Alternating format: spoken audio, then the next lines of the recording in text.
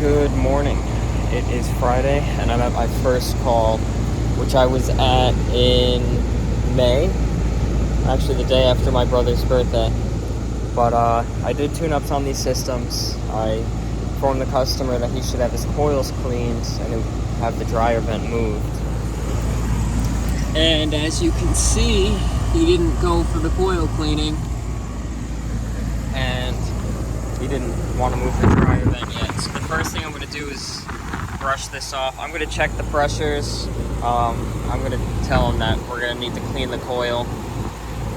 It's discharging a lot of heat and it is cold, but again, I don't know the exact pressures yet. Okay, so here are our pressures. We do have very low subcooling and somewhat high superheat, but I'm gonna let the customer know that I need to clean these before I can consider adding refrigerant or seeing if there is a leak. But definitely need to clean the coil before we could proceed with anything else. I can't charge it with the coil that's this dirty. It's discharging a ton of heat. See, this side's, I mean, they don't look awful, but definitely gonna have to tell them we need to clean this. Okay, so here's our coil. See, we're decently dirty on all sides, most especially this side.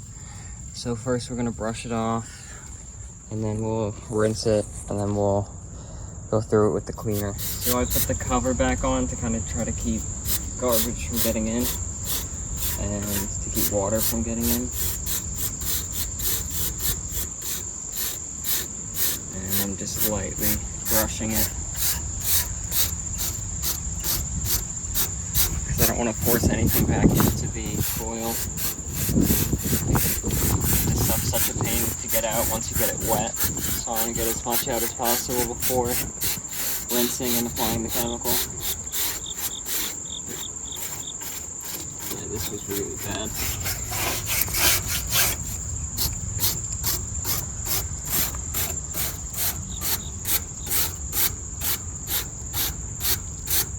You can really see just how bad this side is. The brush doesn't even want to get through it.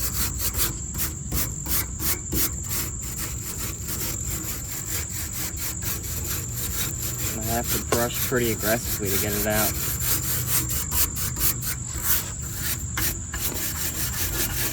And all this is preventing the unit from being able to transfer heat out of the house.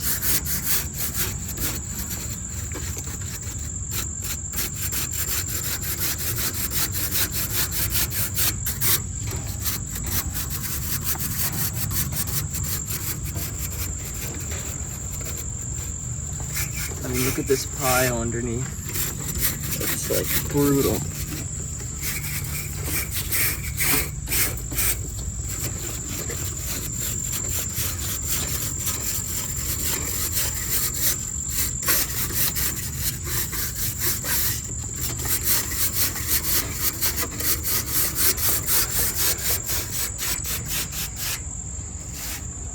Clips out that are holding this coil together. If you could back up for a second. Because this coil is just so bad that I'm going to be splitting it.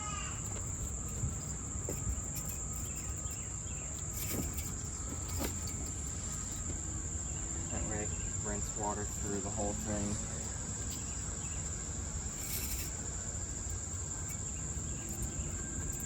I've actually never split a coil to clean it.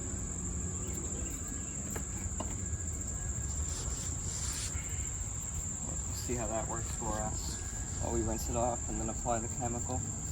I'm applying the Viper Venom Pack Brightener coil cleaner, and I'm just getting the whole coil covered in it.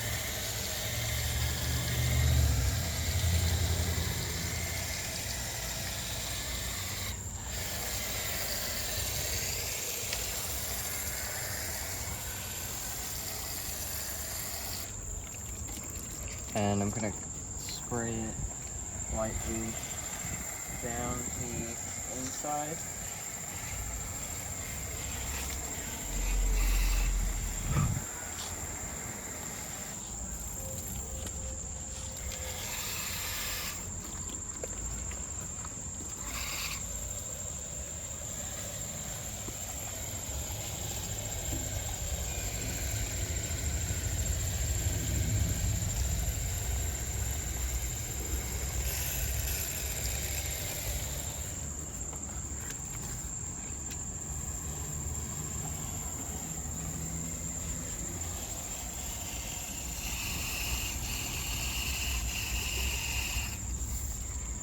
And I'm going to coat the outside as well.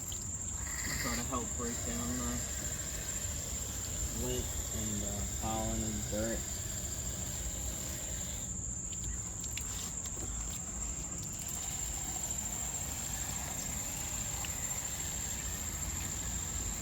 Without pushing it in.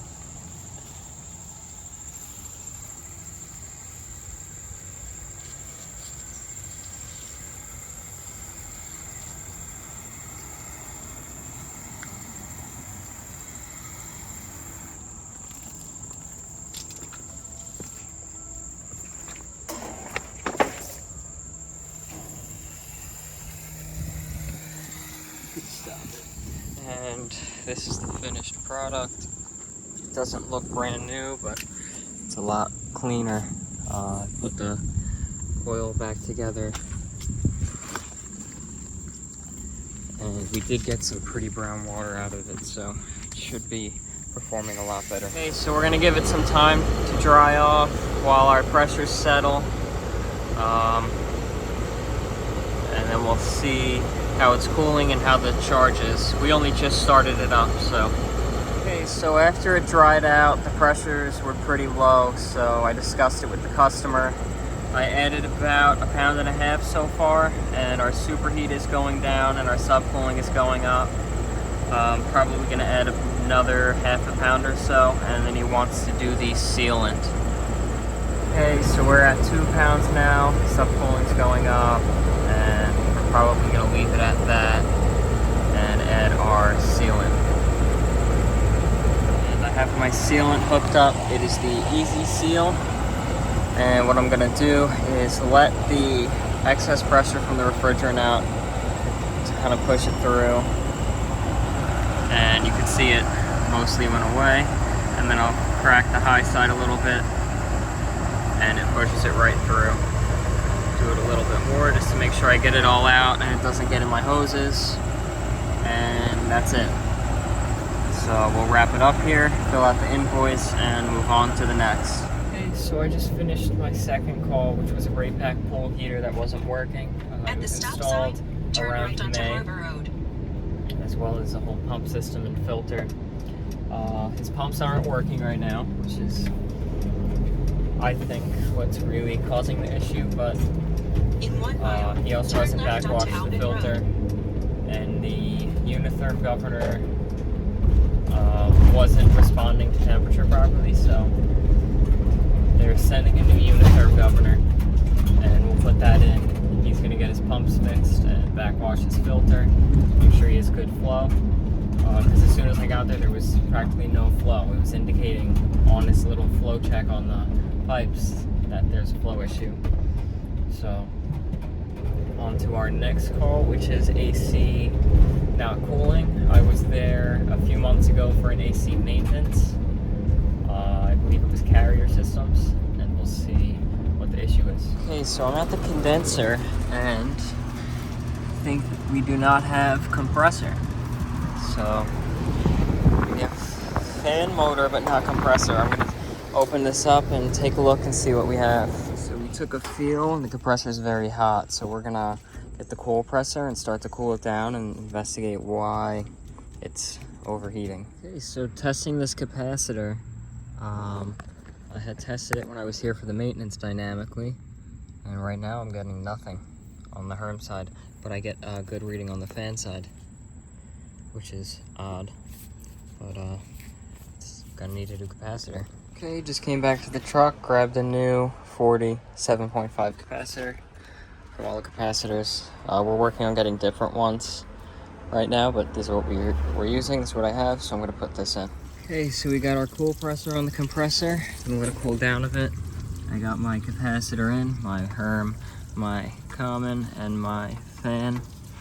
And we'll see what happens when we turn it on. Voltage coming in is good. Contactors pulled in. And maybe we'll check our pressures, see how we're operating. Okay, so this is my underload capacitor test that I got a few months ago. This system is only 2 years old. It seems odd to me that a capacitor would have failed only within 2 years, especially with it testing good a few months ago. And they do have the extended parts and labor warranty. I remember when I was here, I tested the pressures, trying to see if I documented them or not.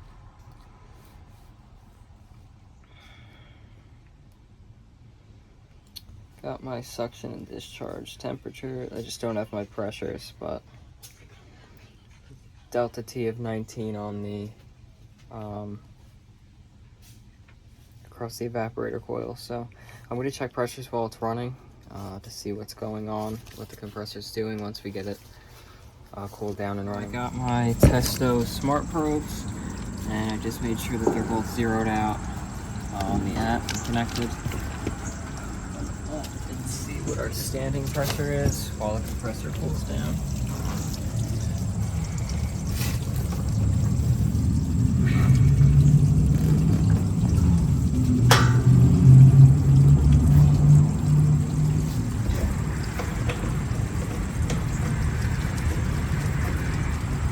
What does that pressure say, Peter?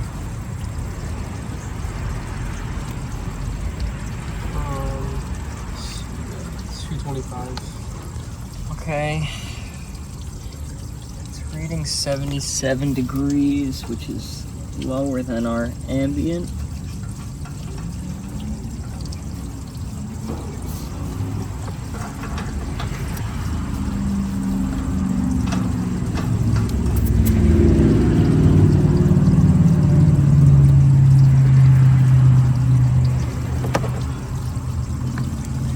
And let's see, 77 and 80. That seems odd.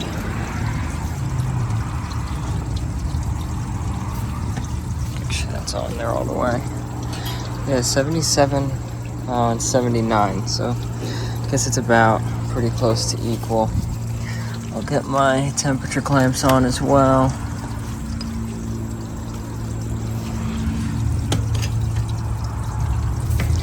Make sure I don't pinch a leaf. And we'll see what our temperature clamps end up reading. Hopefully they're similar. And we'll wait for the compressor to cool down. Okay, so we immediately got compressor. We'll let our pressures stabilize for a little bit. Hopefully our superheat comes down. Yeah, there we go, our superheat's coming down.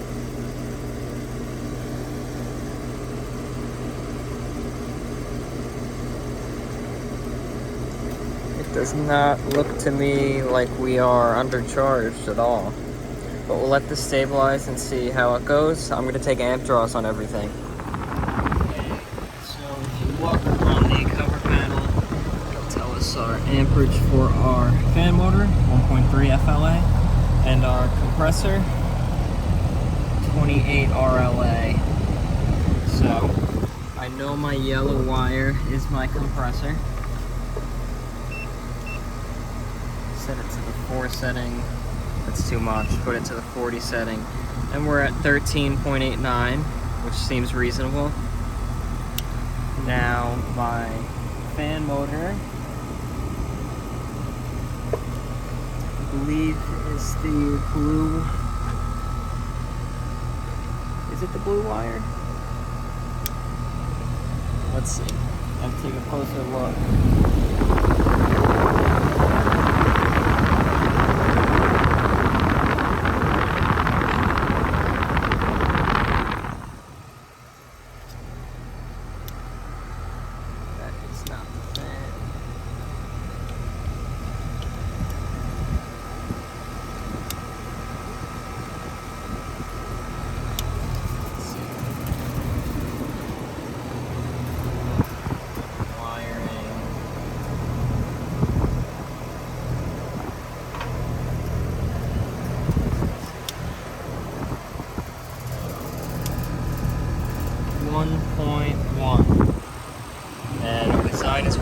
1.13 at full load, so we're good. We're at 1.13-ish. Just take that off. And see that it's running. We check our pressures now. 8 on the superheat and 12.3 on the subcooling. Still gonna let it stabilize for a little bit. It seems to be running perfectly fine right now. Just because I'm here and I'm gonna be here for an hour regardless, I did give it a light rinse off, but nothing really came out of it. All this stuff is just like from sitting underneath it. I mean, it didn't look dirty at all to me, but I don't know. It seems really weird to me that the capacitor just died, but I guess it's just the quality of the capacitors now. So the room temperature is currently 78 degrees. And check a supply register. Instantly dropping.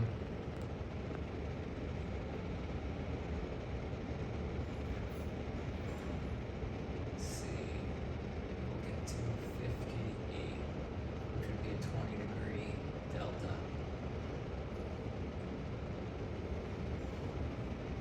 Let that sit for a while, see how cold it gets, and put it in the invoice. Okay, that's gonna be it for this video. To open up the mirrors. It is Friday, and Mike just said that we're good to go home, and it's only 12 o'clock, so that's pretty nice. We're heading to Johnstone, a supply house on the way home. That way we can pick up a few things that we need for an install we're doing this coming Tuesday. But hopefully you enjoyed watching. Leave any advice, feedback, comments, criticisms, anything in the comment section. I'm curious if anyone else has any opinions on why the capacitor failed so soon when everything seems to be operating perfectly. Use the right lane to continue if you like the onto video, Brookfield Road. like it, and subscribe. Thanks for watching.